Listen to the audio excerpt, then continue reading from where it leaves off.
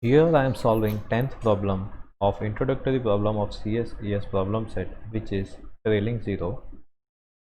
Your task is to calculate the number of trailing 0 in n factorial. For example, 20 factorial equals to this number and the zeros at the end are 4, so our answer is 4. Okay, let us understand when does a factorial gets its 0. Trailing zeros.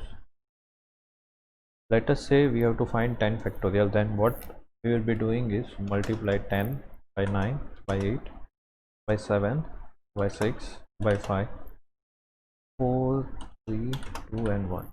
So here if we multiply any number by 10 we will get a 0.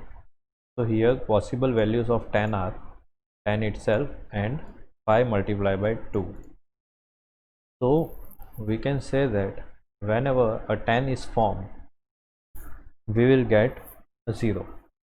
Here further 10 can be interpreted as 5 into 2. That's why we can say that whenever we are having a 5 or a multiple of 5 in n factorial, then we will be having 0 at the end.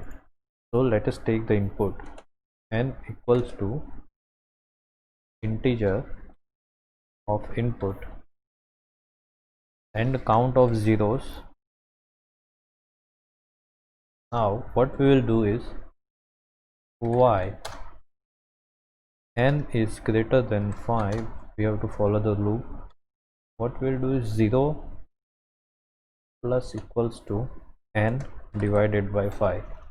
It will add all the possible 5s in n to the zeros, and further n will be n divided by 5, and our answer will be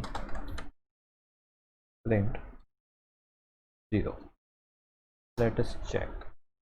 For n equals to 20 we get answer. For n equal to 200 we get answer. Thanks for watching the video.